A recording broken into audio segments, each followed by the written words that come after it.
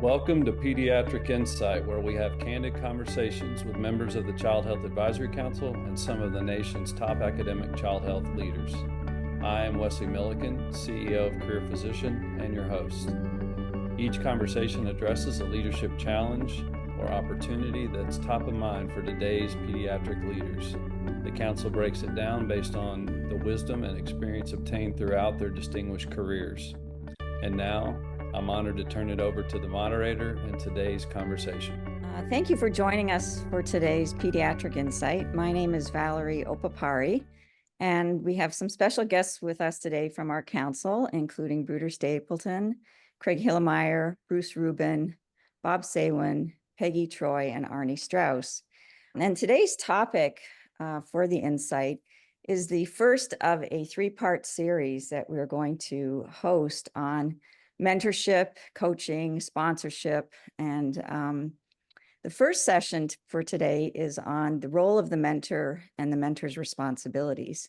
And to sort of get us grounded, because there is a lot of confusion with definitions and overlap at times between some of these areas of career development. The mentor is really considered to be an advisor, someone who's a wise, trusted individual who will share knowledge with a young protege.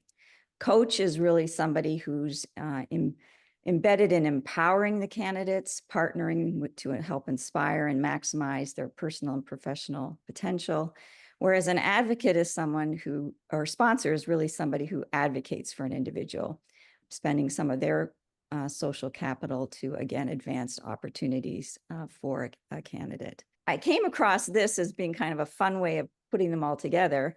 A sponsor talks about you, a mentor talks to you, and a coach talks with you. So as that is kind of a background for today, we know that all candidates who are starting their career development, there are critical questions that they have to ask themselves. Have you defined who your primary mentor is? Do you have a technical mentor because of the field that you're in that is in addition to your primary mentor? Do you have some sponsors you've identified? And who's going to be kind of the master individual who helps guide you and all of your mentors and sponsors and coaches towards your success? So again, this is the first part of a three-part series. And today we want to open up really specifically talking about the mentor role. We've developed 4 questions to guide our discussion, and I think we'll just get started. The first question is pretty basic. What is the role of a mentor, and how does it complement or vary from the roles of coach and sponsor? And we'd like to get the perspectives of several of our council members on this topic. And Bruce, I'm going to turn to you first. Bruce is our in-house historian, so I'm thinking he might give us a little bit of history to put this question in perspective. So Bruce, please take it away. Not much of a historian, but more of a mythology nerd. And in discussing what a mentor is and should be, I go back to the original mentor. In Homer's Odyssey, during the 10-year Trojan War, Odysseus, who is the king of Ithaca, left his wife Penelope and his son Telemachus to lead his army. He was gone for 10 years, so he put Telemachus under the care of an old friend as to be a guardian, and this friend was named Mentor.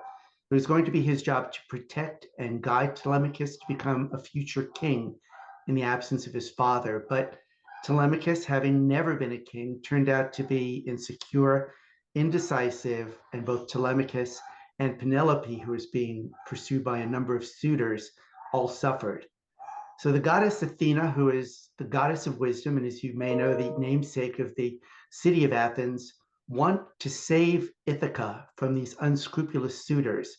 And so she came to young Telemachus in the form of a wise mentor, a different mentor, and with her guidance acting as mentor, Telemachus killed his mother's suitors, established his claim and authority, and held the fort down till Dad came back. And so, as Valerie said, the role of the mentor is really to be wise and to impart that wisdom to help somebody grow. But I also sort of note as an aside that it took a woman to fix what a man had messed up, and she even had to do that disguised as a man. So I wonder how much things may have changed. That's great. Do you have any perspectives from your role mentoring that you'd like to also provide in sort of how you viewed your role, Bruce? I did. And in fact, I'm probably talk about this later. One of the important things are to train the person being mentored as to what they should expect, what they should ask for. It's not just what the mentor should be doing, but what the mentee can be doing and should be doing, and make those expectations clear so that you can follow and ensure that you're meeting the expectations of both sides.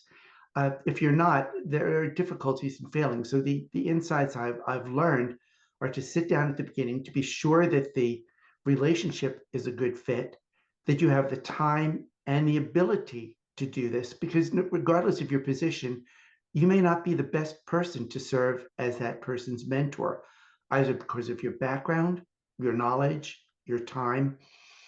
And part of that really entails understanding what the person being mentored, the mentee, the telemachus, expects of this. Craig, I want to turn to you next. You've held so many roles: hospital administration, divisional leader, chair, dean. You've mentored individuals at all different levels. Is it the same at every level, or are there different perspectives that you found through your career mentoring others that you would provide? That's a really good question. And I think that there are certainly some, I would almost call technical aspects that are different at different levels. But I think there are some themes that are present for a successful mentor at all of the levels. And I think some of them Bruce mentioned.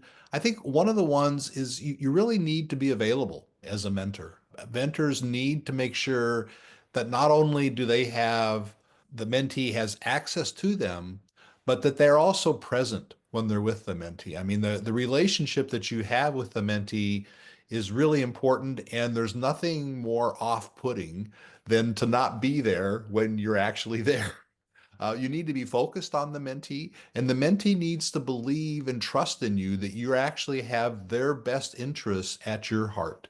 And those are really subtle things, but at every level, if that doesn't exist, then I think that relationship is not going to be nearly as beneficial as it could be. I think that accountabilities are something that I think in a successful mentor-mentee relationship, one needs to have expectations. And oftentimes these accountabilities have to do with time. Typically, someone receives a grant, a K award, or something that gives them protected time. The mentor needs to make sure that the mentee understands those accountabilities and what is expected for their development at different stages of the time. And I think with the absence of that, the relationship is not going to be as productive as it could otherwise be. So I think no matter what the level, there are certain things that have to be there for a successful mentor-mentee relationship. Bob, I'm going to turn to you now because you're our resident expert on coaching. But what I'd like you to give us some insight on is your view of mentoring, because you, in your career and your surgical specialties, you have to provide a lot of primary and technical mentoring. But could you also give us, beyond your mentoring perspectives, how you view mentoring to differ between coaching and sponsorship?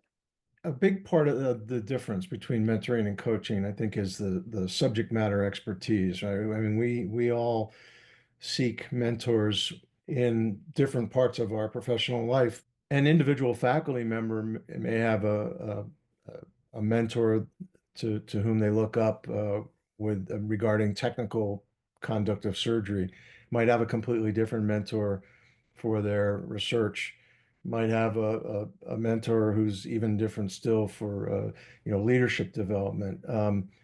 So those all require people with experience and subject matter expertise. Whereas in coaching, in theory and in practice, a good coach can coach someone, even though the coach might have limited experience in the field of medicine or the specific field of medicine.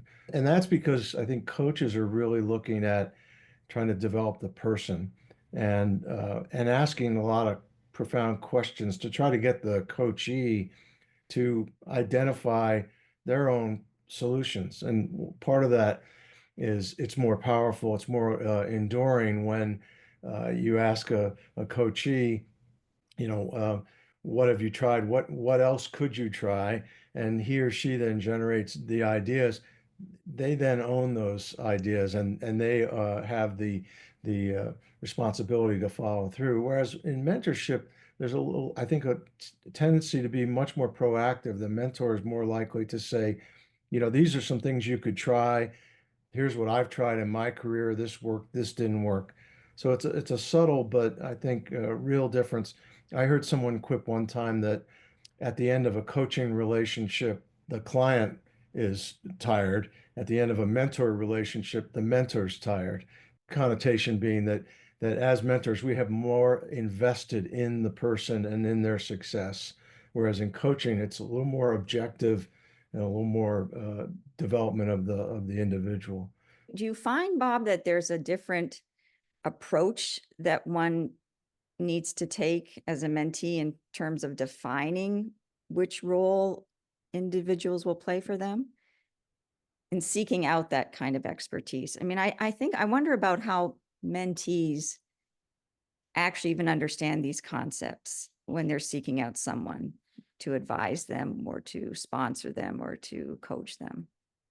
So in my own department, we were required to have at least one resident mentee, and there was some effort made to assign those relationships based on a resident's ultimate career interest. But that's not always the best solution. There's a lot of dynamics that maybe determine the fit and the quality of the relationship. So while it's great to have structure at a department level to make sure everyone has a mentor, it needs to be dynamic enough and accommodating enough that you can find that fit that really works for people.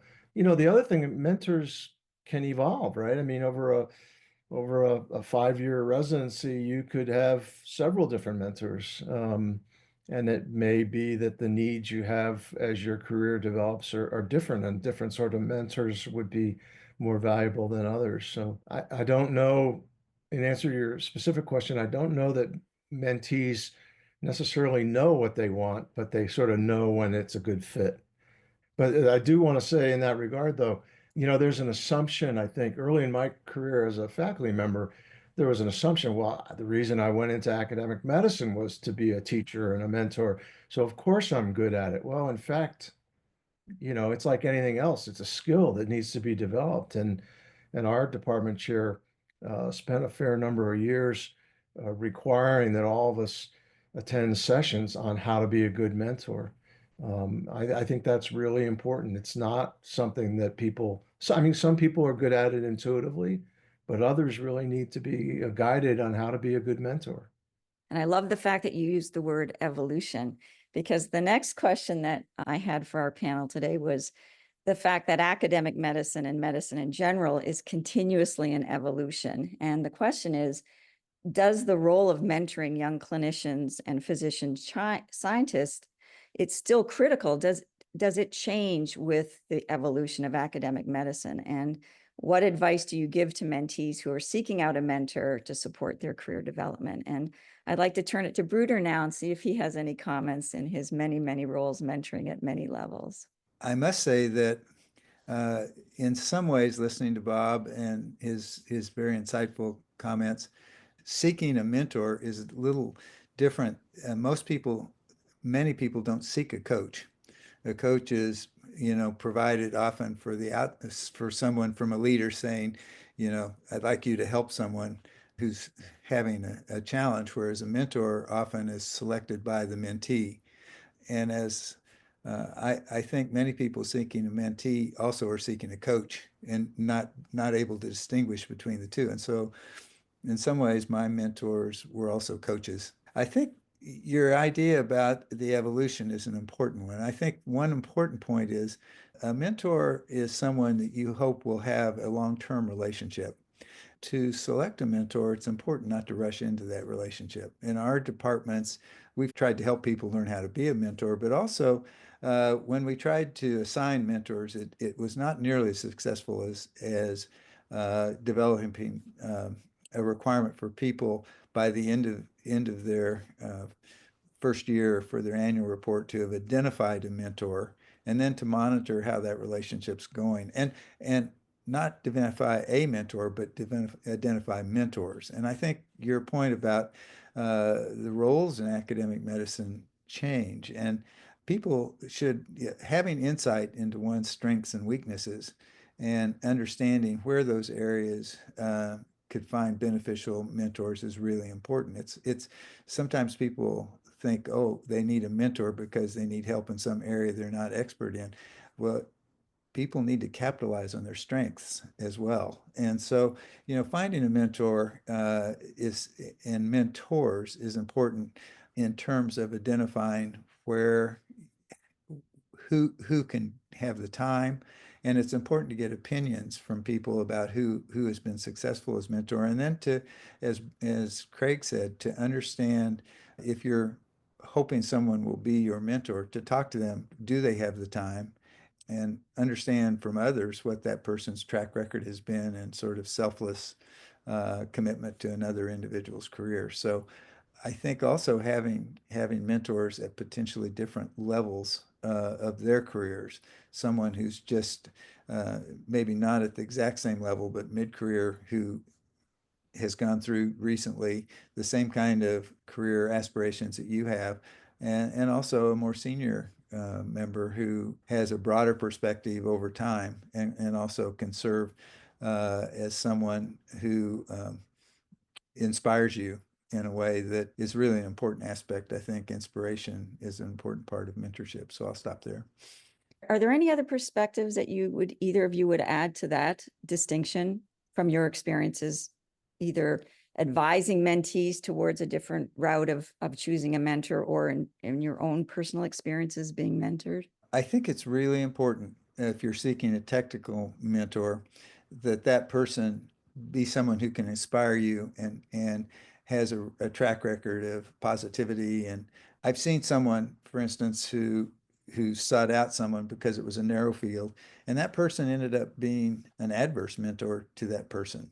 And so I think being careful about choosing a mentor who would not be competitive, or potentially become competitive with you is a challenge. I know I've seen fellows who, because as they've grown, their own skills and stuff have surpassed their mentors, and it's become competitive. So I think that's one caution I would have is picking someone who has a reputation for being selfless and not invest too much in someone who is not being successful in terms of their collaboration and things like that. Peggy, I saw you agreeing with Bruder, so I'm wondering if you have a few comments on this one. Yeah, Bruder, you really emphasize something that I think is really important. And I think it gets back to the whole issue of trust, in that the mentor, the mentee have to have a very important trusting relationship.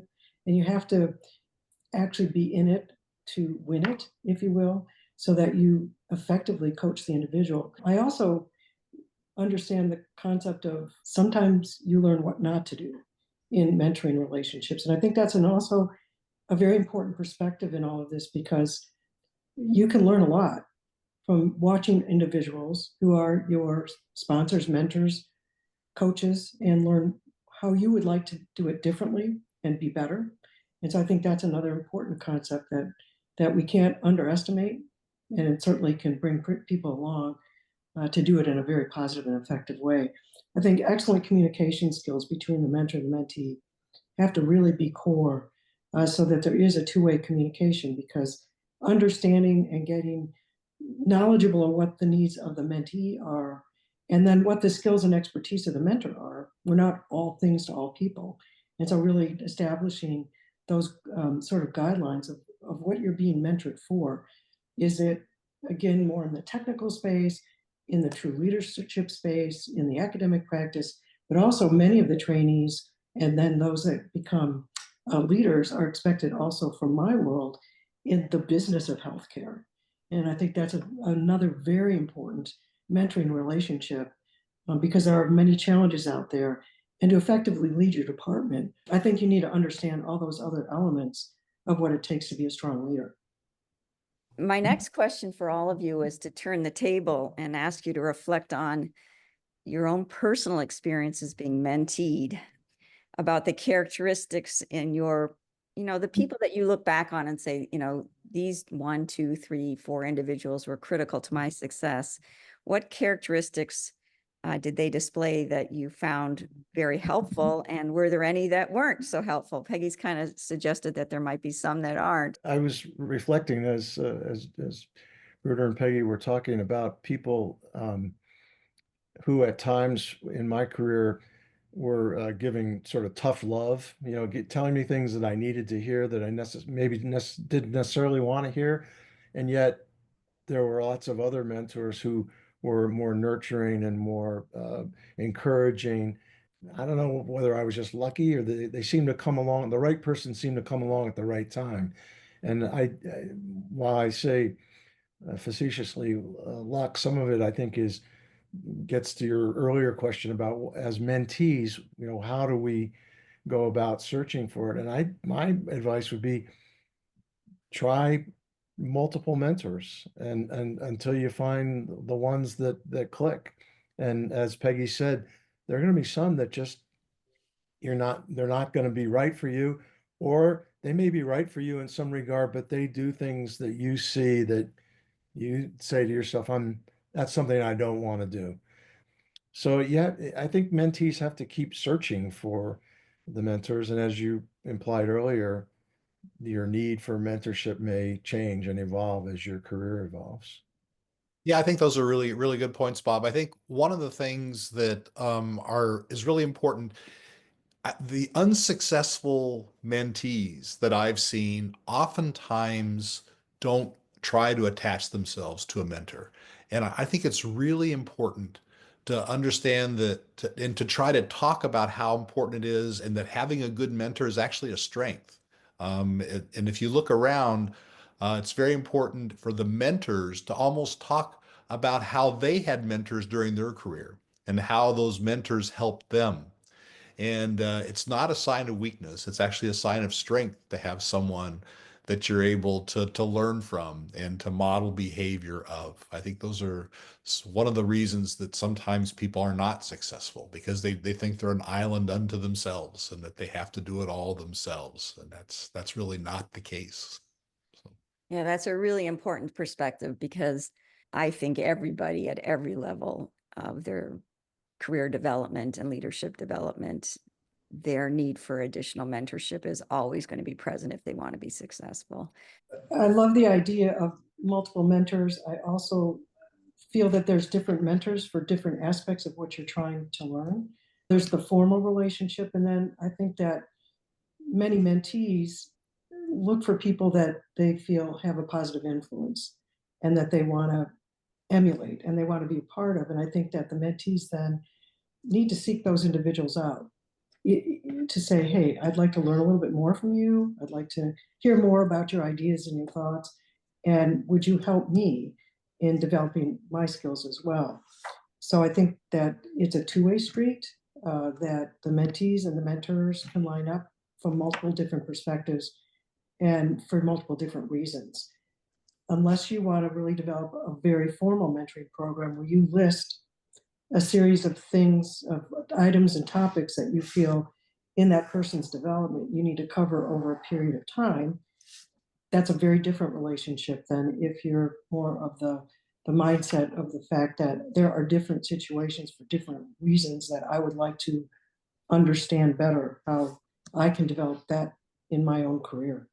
I'd like to give the other side, personal perspective of the very first time I had a true mentor. Fantastic relationship, complete failure as a mentorship mentee relationship. This goes back almost 50 years. I had finished medical school and grad school and was doing a postdoc, and my advisor was brilliant, absolutely brilliant, 10 years older than I was, and had done very little mentorship. He wanted to be friends, which was great because I was far from home in England and I wanted a friend, and we would meet, have a beer. We would talk all the time. If ever I asked something of him, he was always willing to give it, but he really didn't understand the role of a mentor, and I didn't understand at all what I should expect of a mentor. And although we're great friends even today, so many years later, the work floundered because of the lack of direction, the lack of advice, but a great friendship. That's a really great perspective to share with us, because I think, yeah, that was brilliant. Thank you, Bruce. That was really great. Are there any final comments any of you might make, having listened to the comments of each other from the topic today? I think one skill that mentors need to develop is how to give feedback when it might not be positive, to understand the importance of really challenging an individual, but doing it in a way with good purpose. That's an important skill, and it's one I think you develop over time so that you do it in a way in which it influences positively and a positive outcome. I've seen a lot of situations where it comes off very negatively, and I think that really then can harm that relationship, but also does not help the mentee in particular evolve. There's shame, there's hurtfulness, there's all those things that come into it. So to be a good mentor is, back to Bob's point, that tough love, but doing it in a way with good purpose. Peggy, do you have any suggestions for how to do that in a way that's gets rid of the possibility of the shame or a candidate being demoralized by the information? Well, one of the things I always think about is, how would you like to be treated in that situation? And you want the feedback, you need the feedback. And in fact, if you don't get the feedback, it's a very ineffective mentoring relationship. But for instance, don't do it in front of others. Don't shame the individual. And I've seen that happen on rounds, times that I'm frankly very surprised that, yes, there needed to be that feedback, but could there have been a different, kinder way in order for that person to learn and grow? Because what happens in those situations, you shut down. So I think it's important that we reflect ourselves about that trust, that communication, those influencing skills. And again, back to my point, I always like to think about, how would I like to have been treated in that same situation?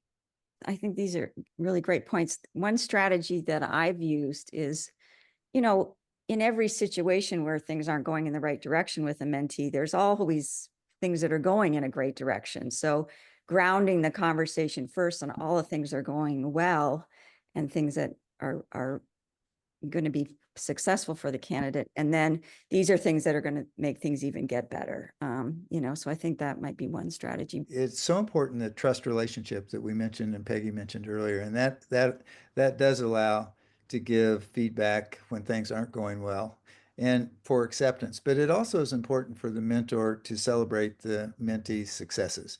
And it's one of the aspects of being of good feedback is to give several positive feedbacks for each time you and that allows people to develop trust. I mean, and an aspect of that, and I think in mentorship, is the mentor rejoices in the mentee's successes, being a visible supporter as well as someone who is willing to step up and say, hey, I think that needs to change, or you've got, I would like to suggest you change, or that there's a problem there.